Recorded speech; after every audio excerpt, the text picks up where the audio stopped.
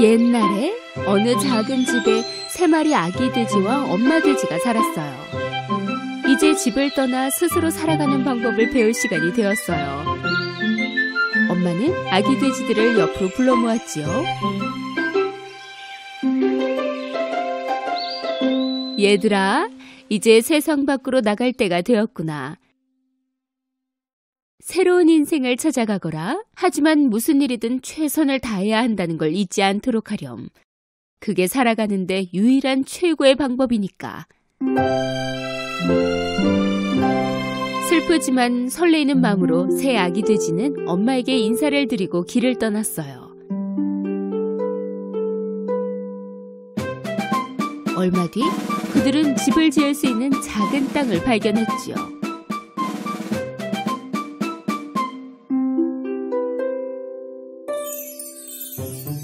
막내 돼지는 지프로 집을 짓기로 결심했어요. 이렇게 하면 가장 빨리 또 쉽게 집을 지으니까 많이 놀 수 있겠다고 생각했지요.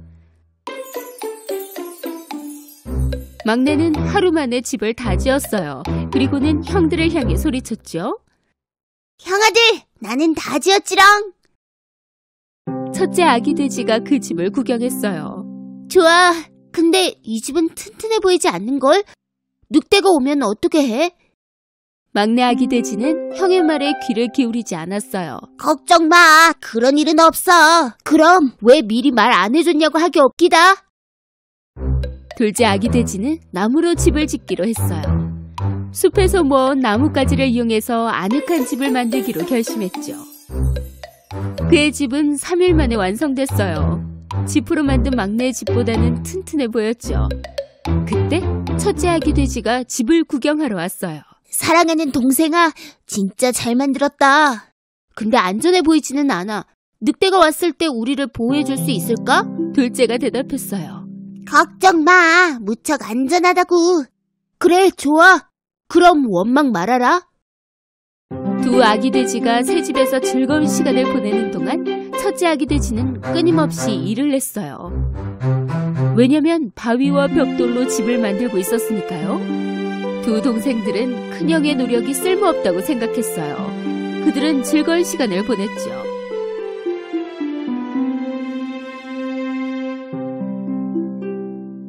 형도 우리처럼 빨리 만들 수 있는데 왜 힘들게 그러고 있어?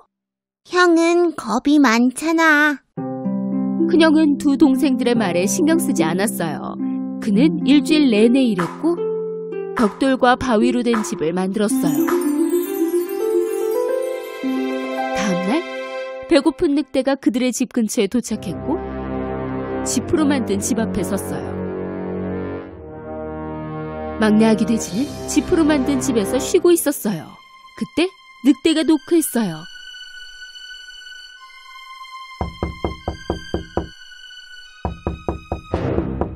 좀 들어가게 문을 열어다오. 만약 그렇지 않으면 네 집을 불어서 멀리 날려버리고 말 테다. 그럴 수 없을걸요. 내 집은 튼튼하니까요. 늑대는 씩씩거렸어요. 그리고는 집을 향해 바람을 불었어요. 막내 돼지는 버텨보았지만 도망쳐야만 했어요. 그래서 나뭇가지로 만든 형의 집으로 도망쳤죠. 그는 문을 두드렸고 둘째 아기 돼지는 문을 열어 막내 돼지를 집 안으로 대피시켰어요. 형아, 빨리 문 닫아. 늑대가 들어올 거라고. 걱정 마. 이 집은 부수지 못할 거야. 늑대는 둘째 아기 돼지가 나무로 만든 집에 도착해 소리쳤어요. 좀 들어가게 문을 열어다오. 만약 그렇지 않으면 네 집을 불어서 멀리 날려버리고 말 테다. 그러지 못할걸요? 그 늑대는 심술이 나서 바람을 불었고 집을 완전히 망가뜨렸어요. 두 아기 돼지는 형의 집으로 달려 늑대를 겨우 피할 수 있었죠. 늑대가 오고 있어. 우리 이제 어떡하지? 첫째 아기 돼지는 자신 있게 대답했어요. 걱정 말라고. 늑대는 이 집에 못 들어올 테니까. 잠시 후 배고픈 늑대는 첫째 아기 돼지의 벽돌집에 도착해서 소리치기 시작했어요. 좀 들어가게 문을 열어다오. 만약 그렇지 않으면 네 집을 불어서 멀리 날려버리고 말 테다. 아무것도 안 하는 게 좋을 거야. 어차피 넌 못 들어오니까. 늑대는 너무 화가 나서 씩씩거렸지만 아무것도 할 수 없었어요. 그 벽돌집은 부술 수 없었죠. 계속해서 애썼지만 벽돌 한 장도 움직이지 못했어요. 마침내 지친 늑대는 다른 방법을 찾기로 했어요. 그는 지붕 위 굴뚝을 보고는 오르기 시작했어요. 늑대가 지붕 위로 올라 굴뚝으로 들어오려는 것을 눈치챈 아기 돼지 삼형제는 재빨리 벽난로에 불을 피우기 시작했어요. 그리곤 장작 위에 물을 데우기 시작했죠. 늑대는 굴뚝 속으로 몸을 던졌어요.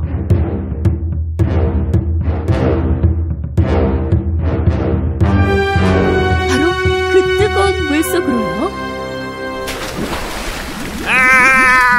구해줘, 제발. 뜨거워. 몸이 너무 뜨거워.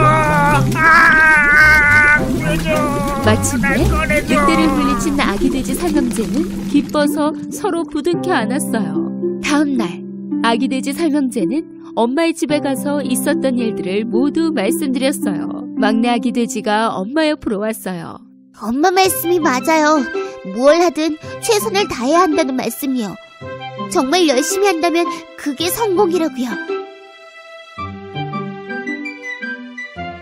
그날 이후 아기 돼지 동생들은 더 이상 게으르지 않았어요. 형처럼 열심히 일해서 행복하고 또 안전하게 살았답니다.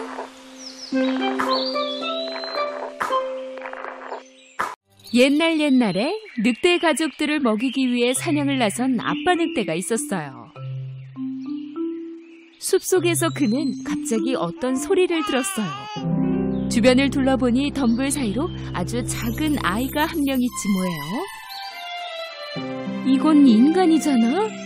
크게 놀라며 늑대가 말했어요. 그는 아이를 데리고 나왔지요. 멀리서 지켜보던 호랑이 시어카는 매우 화가 났어요. 왜냐하면 인간들에게서 아이를 훔쳐온 건 다름 아닌 호랑이 자신이었기 때문이었죠. 엄마 늑대와 새끼들은 그 아이를 아주 많이 예뻐해 주었어요. 지금부터 이 아이를 모글리라고 부르자꾸나. 엄마 늑대가 말했어요. 그날 이후 모글리는 숲속에서 늑대 형제들과 함께 살게 되었어요. 엄마 늑대는 그녀의 자식인 것처럼 정성을 다해 모글리를 돌봤죠. 얼마 지나지 않아 모글리는 모든 동물들과 친구가 되었어요. 친구들과 나무 사이를 건너다니며 게임도 하였죠. 그러면서 정글을 알아가기 시작했어요. 그동안 호랑이 시어카는 멀리서 모글리를 지켜보았고 납치하기 위한 좋은 기회를 엿보고 있었어요. 어느 날 현명한 늑대 아켈라, 곰 발루, 그리고 표범 바게라가 모여서 모글리에 대해 의논하기 시작했어요. 인간의 새끼는 무척 영리해요. 그를 정글 소년으로 기릅시다. 발루와 바게라, 그 소년에게 정글의 법칙을 가르쳐 주시고 보호해 주세요. 아켈라가 말했어요. 그 후 수년이 흘렀어요. 곰 발루는 새 학생에게 많은 배려를 해주었어요. 그는 나무에 올라 어떻게 땅콩을 찾고 꿀을 찾는지 가르쳐 주었죠. 모글리는 발루의 가르침을 새겨들었어요. 매일같이 그는 더 높은 나무에 올라가 먹이를 먹었어요.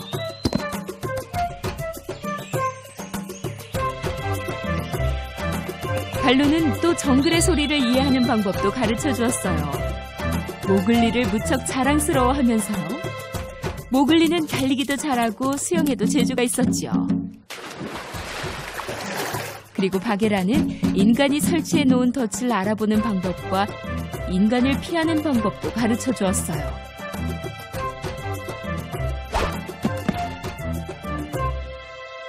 어느 날 한 새끼 늑대가 덫에 걸려들었어요. 호랑이 시어카는 그 어린 늑대로 점심 식사를 할 생각이었죠. 하지만 호랑이가 움직이기 전 모글리가 그 어린 늑대를 구출해내었어요. 시어카는 다시 한번 졌던 거죠. 발루는 모글리에게 정글에서 위험할 때 사용하라고 몇 가지 마법 단어를 가르쳐 주었어요. 아주 짧은 시간 동안 모글리는 이 단어를 모두 배웠지요. 모글리는 정글 동물들에게서 어떤 피해도 입지 않았어요. 혼자서는 모글리를 잡을 수 없다는 것을 깨달은 호랑이 시어카는 정글에서 가장 위험한 동물인 원숭이 벤더록 무리를 찾아가 모글리에 대해 말했어요. 만약 모글리가 우리에게 모든 걸 가르쳐 준다면 우리는 정글에서 가장 똑똑한 동물이 될 거야. 어느 날 모글리가 폭풍을 대비하여 집을 만들고 있는데 멀리서 벤더로그가 숨어서 모글리를 보고 있었어요. 그들은 모글리를 납치하기 위해 기회를 엿보고 있었죠. 해가 뜨자 두 원숭이는 모글리를 납치하여 숲이 울창한 정글의 언덕으로 데리고 갔어요. 어린 소년 모글리는 벤더로그에게 둘러싸여 있었죠. 원숭이들에게 납치됐다고 깨달았을 때 모글리는 발루와 바게라에게 이 사실을 빨리 알려야겠다고 생각했어요. 그때 갑자기 칠과 버처가 하늘을 날고 있는 것이 보였어요. 모글리는 발루가 가르쳐준 그 마법 주문이 생각났어요. 우리는 같은 피야. 너와 나. 이 주문을 들은 칠과 버처는 우리의 친구 모글리가 위험에 처했다는 것을 깨닫게 되었죠. 나는 모글리야. 발루와 바게라에게 내가 납치됐다는 걸 알려주겠니? 그럼 물론이지. 칠과 발루가 대답하였고 이 소식을 친구들에게 전하기 위해 날아갔어요. 벤더로그는 모글리를 그들의 은신처인 추운 동굴로 데려갔죠. 그곳은 수년 전에 사람들이 버리고 간 깊은 정글 안에 있었어요. 모글리는 도망가고 싶었지만 실패했고 오히려 많은 벤더로그가 그를 붙잡고 있었어요. 모글리의 납치 소식을 들은 발루와 바게라는 거대한 뱀 카에게 모글리를 구해달라고 부탁했어요. 그리고 모두들 거대한 숲에 숨어있는 원숭이 마을에 찾아갔지요. 비밀 은신처에서 모글리를 발견했지만 이미 너무 많은 원숭이에게 둘러싸여 있었어요.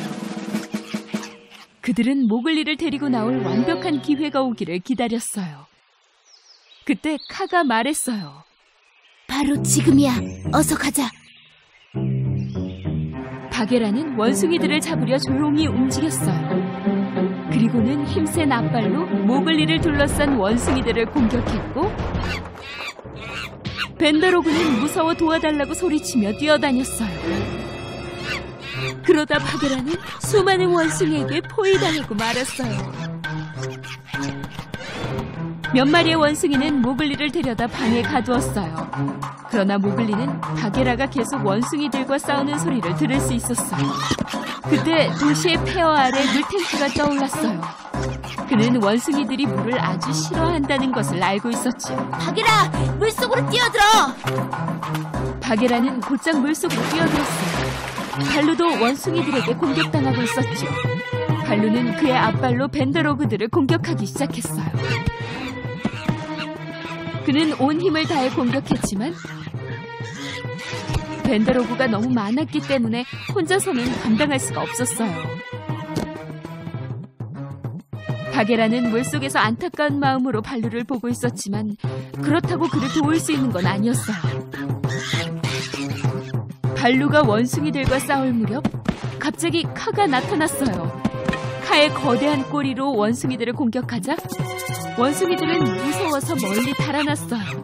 누구도 그에게 대항할 수 없었기 때문에 원숭이들은 항상 카를 두려워했답니다.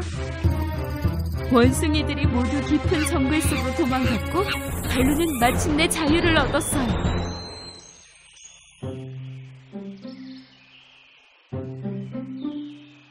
카는 입을 열어 후 불었고 원숭이들은 모두 그대로 멈췄어요.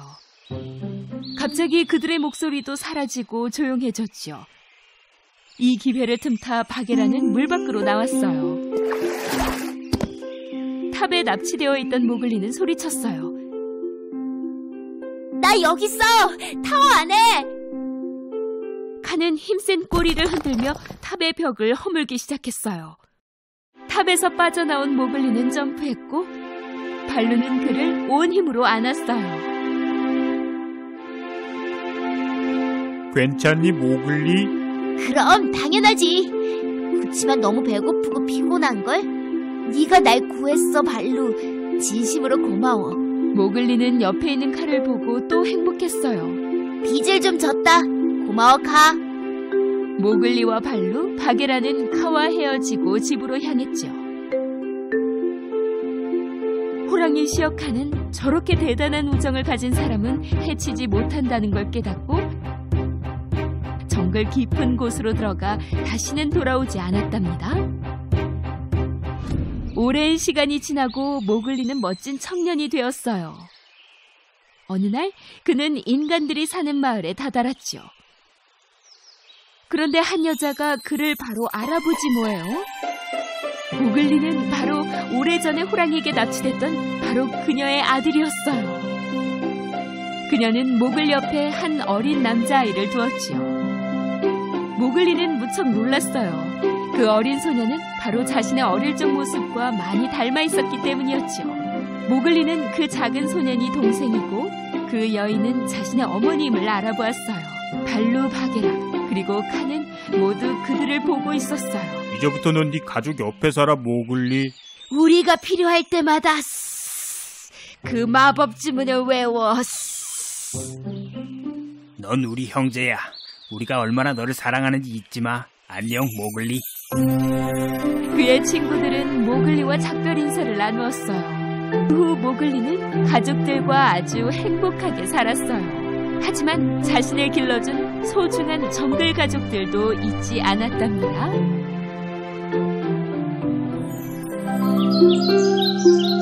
옛날 옛적에 한 부부가 살았어요. 그들은 아가를 무척 갖고 싶어 했지만 그 소원은 이루어지지 않았죠. 하루는 아내가 마녀에게 찾아가 아기를 갖게 해달라고 말했어요. 너무 그렇게 슬퍼하지 마라. 뜻이 있는 곳에 길이 있지. 이 씨앗을 가져가 화분에 심고 좀 기다려보렴. 그럼 놀라운 일이 생길 테니. 아내는 기뻐하며 마녀에게 고마워했어요. 그 소원을 들어주는 대신에 그녀는 마녀에게 돈을 주었죠. 그녀는 집에 도착하자마자 화분에 그 씨앗을 심었어요.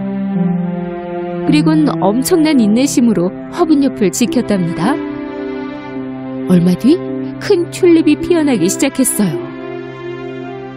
그 순간 아내는 무척 아름답구나 이렇게 생각하고는 펼쳐진 잎에 다가가 입맞춤을 하였어요. 그러자 꽃잎들이 모두 펼쳐지기 시작했어요. 꽃 속에는 한 아이가 앉아있지 뭐예요?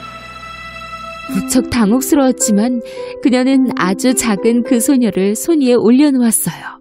정말 작은 아이로구나. 너의 이름을 엄지공주로 해야겠다.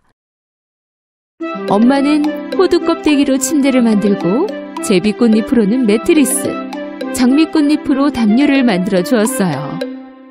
엄지공주는 편안한 새 삶에 적응하기 시작했죠. 밤에는 그녀를 위해 만들어진 침대에서 잤고 낮에는 테이블 위에서 놀며 노래를 불렀지요. 어느 날 밤 엄지공주가 잠을 자고 있는데 어느 못생긴 개구리가 창문에서 나타났어요. 개구리는 소녀가 자고 있는 모습을 보았죠. 개굴, 세상에서 제일 작고 아름다운 소녀구나. 내 아들에게 좋은 친구가 될 수 있겠어. 개구리는 재빠르게 호두 껍데기를 잡고 창밖으로 빠져나왔어요. 집 근처에는 늪이 있었어요. 그 못생긴 개구리와 아들이 사는 집이 거기 있었죠. 그 개구리의 아들은 아빠만큼 못생겼는데 아빠가 그 소녀를 데려오는 것을 보자 좋아서 개굴개굴 울어댔어요. 개굴, 개굴. 그만 울거라. 소녀가 깨어나면 어쩌려고 그래. 깨어나면 무서워서 도망갈지도 몰라. 개굴. 아빠와 아들은 소녀가 머물 곳을 만들어주기로 했어요. 아빠 개구리는 좋은 생각이 떠올랐어요. 개울에 연꽃을 띄워 소녀를 올려두자꾸나. 사방이 물로 둘러싸여 있으면 일어났을 때 도망가는 것도 불가능할 테니까. 아빠 개구리는 그녀의 침대를 연꽃잎 위에 두었어요. 아침이 되자 따사로운 햇볕 때문에 엄지공주는 잠에서 깼어요. 집이 아닌 걸 눈치챈 그녀는 사방이 물로 둘러싸인 것을 보고 무서워 울기 시작했어요.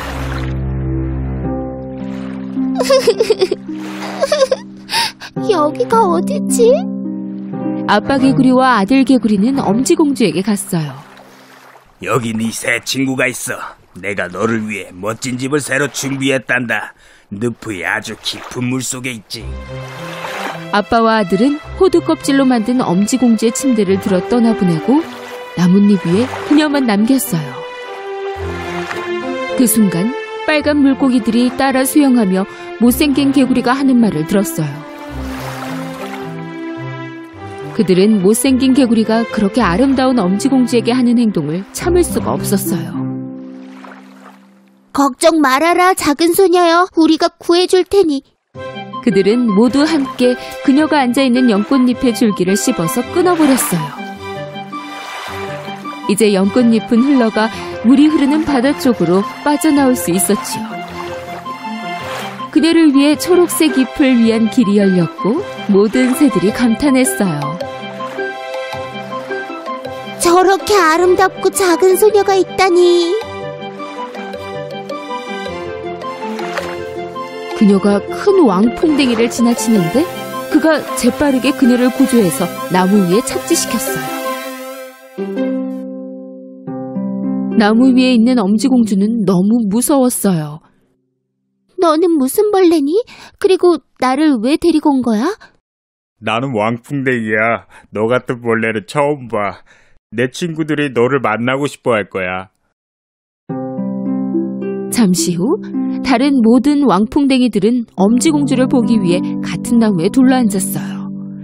티를 내지는 않았지만 모든 왕풍뎅이들은 그녀의 대단한 아름다움에 질투를 느꼈죠. 너 참 웃기게 생겼다. 얘 봐라. 불쌍하게도 날개도 없구나. 너무 못생겼어. 너는 네 얼굴을 어떻게 보니? 원하는 곳으로 떠나도 좋아. 우리는 너처럼 못생긴 친구와 있고 싶지 않거든. 엄지공주는 여름을 혼자서 보냈어요. 그녀는 꽃잎의 물을 마시며 배고픔과 목마름을 이겨냈죠. 오랜 시간이 지나 날씨가 선선해졌어요. 여름 옷을 입은 그녀는 감기에 걸리고 말았지요. 저 멀리 땅이 보였어요. 그 땅은 짚으로 덮여 있었어요. 오래 걸은 후에야 그 땅에 다다를 수 있었지요. 그녀는 곧 지푸라기 아래 들쥐의 집을 찾아내었어요. 엄지공주는 음식을 얻고자 문을 두드렸고 보리를 좀 달라고 부탁했어요. 친절한 들쥐가 그녀를 안으로 들었지요. 그녀는 들쥐가 준 모든 음식을 전부 먹어치웠어요. 들쥐는 엄지공주가 정말 마음에 들었어요. 네가 하루에 하나씩 이야기를 해주면 겨울이 끝날 때까지 집에 머물도록 해주마. 너무 좋아 그녀는 제안을 받아들였어요. 오늘 내 이웃이 올 거야. 그는 나보다 더 좋은 분이지. 만약 그와 함께 간다면 더 편하겠지만 시력이 나쁘다는 걸 기억해야 해. 아주 재미난 동화를 말해주면 좋단다. 그가 그것을 아주 좋아하니까. 잠시 후 등에 벨벳 털옷을 입은 두더지가 나타났어요. 엄지공주는 별로 마음에 들지 않았지만 실망시키고 싶지 않아 그를 위해 노래를 불러주었죠. 나라라 무당벌레 내일은 결혼식 엄마가 새 드레스 사주실 거야. 그 두더지는 예쁜 엄지공주가 무척 마음에 들었어요. 그래서 그녀를 집에 데려가고 싶어 했죠. 나는 좀 전에 구멍을 파고 터널을 만들어서 왔단다. 너만 좋다면 그 길로 가서 내게 우리 집을 보여주고 싶구나. 엄지공주는 망설였어요. 들쥐가 동의하자 엄지공주도 제안을 받아들였어요. 그들은 길을 떠났죠. 곧 그들은 바닥에 누워있는 제비 한 마리를 발견했어요. 날개는 양옆에, 머리와 발은 깃털 아래에 있었죠. 내가 올 때는 여기 없었는데 아마 구멍으로 떨어진 게 틀림없어. 엄지공주는 숲속 새에 대해 생각했어요. 그들은 그녀의 머리 위에서 지저귀곤 했었죠. 그들 중 한 마리일 거라 생각되어 무척 슬펐어요. 들쥐와 두더지 모르게 그녀는 제비에게 돌아가 입맞춤을 해주었어요. 이 새는 여름 동안 지저귀던 그 새 중 한 마리일 거야. 만약 그렇다면 이 새에게 정말 많은 빚을 졌어. 얼른 오거라, 엄지공주야. 그녀는 그날 밤 잠을 이룰 수 없었어요. 그녀는 지프로 누빔 이불을 짰지요. 그 길로 다시 가서 제비를 덮어주었어요. 그녀는 담요로 쓰는 바카잎을 적셔 제비의 머리를 감싸주었어요. 예쁜 새야, 빨리 낫길 바래. 다음날 엄지공주가 제비에게 갔더니 눈을 뜨고 있는 게 아니겠어요? 네가 날 살렸어. 바로 회복될 거야. 이 은혜를 어떻게 갚아야 할지 모르겠어. 완전히 회복이 되면 따뜻한 나라에 있는 내 친구 옆으로 갈 수 있을 것 같아. 밖은 아직 추워. 이 따뜻한 침대에서 쉬면 곧 회복될 거야. 엄지공주는 제비에게 충고를 한 뒤 꽃잎에 물을 받아 제비에게 가져가 마시게 했어요. 그런 다음 제비가 어떻게 덤불 속으로 떨어졌는지 들을 수 있었죠.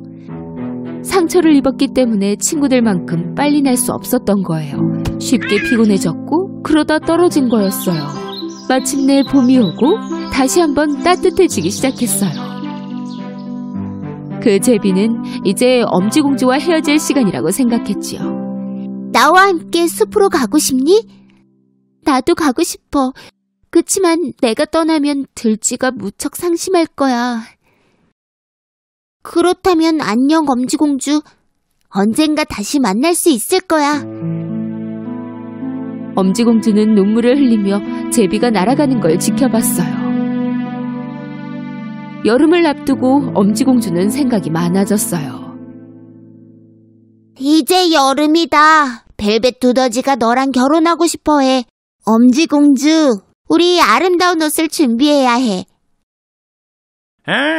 겨울이 오면 당신과 땅속에서 함께 살 준비를 마칠 수 있을 거야.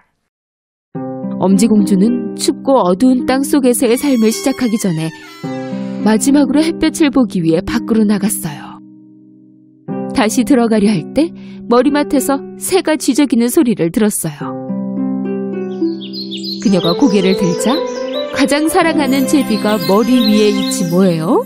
엄지공주는 제비에게 곧 두더지와 결혼하여 햇볕이 없는 땅속으로 들어가 살게 됐다고 말하였어요. 곧 겨울이야. 우리는 더 따뜻한 나라로 갈 준비를 마쳤어. 우리랑 가자. 은혜 갖고 싶어. 너는 내 생명의 은인이야. 엄지공주는 제비의 제안을 받아들였어요. 엄지공주와 제비는 숲과 바다, 그리고 눈으로 뒤덮인 산을 날아갔어요. 그 후 두 친구는 더 따뜻한 나라에 도착했어요. 아주 멋진 곳이었죠. 태양은 더욱 빛나고 하늘마저 빛이 났어요. 이곳이 내 집이야. 마음껏 꽃을 가져도 좋아. 정말 아름다워. 제비는 엄지공주를 아름다운 꽃잎에 내려주었어요. 그 아름다운 꽃잎 사이에서 그녀는 무척 행복했지요. 꽃잎에 앉아 넋을 잃고 들여다보았어요. 꽃잎에는 유리만큼 빛나는 작은 남자가 앉아있었죠. 그는 이 꽃의 요정이었어요. 모든 꽃들은 그만의 요정을 갖고 있었죠. 그는 손가락만큼 키가 작았지만 어깨에 빛나는 날개와 머리에는 금으로 된 왕관을 쓰고 있었지요. 그는 자신처럼 작으면서 또 그렇게 아름다운 소녀를 만난 것이 처음이었어요.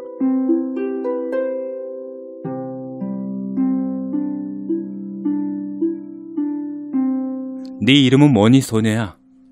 내 이름은 엄지공주야. 그 요정은 그의 왕관을 벗어 엄지공주의 머리에 씌워주었어요. 나와 결혼해준다면 너는 모든 꽃들의 왕비가 될 거야. 아주 행복하게 해줄게.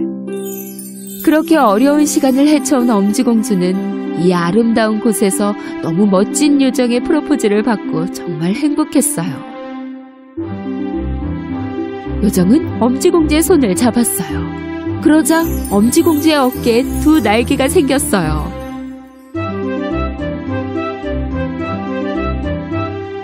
엄지공주는 이제 요정들의 여왕이 되었답니다.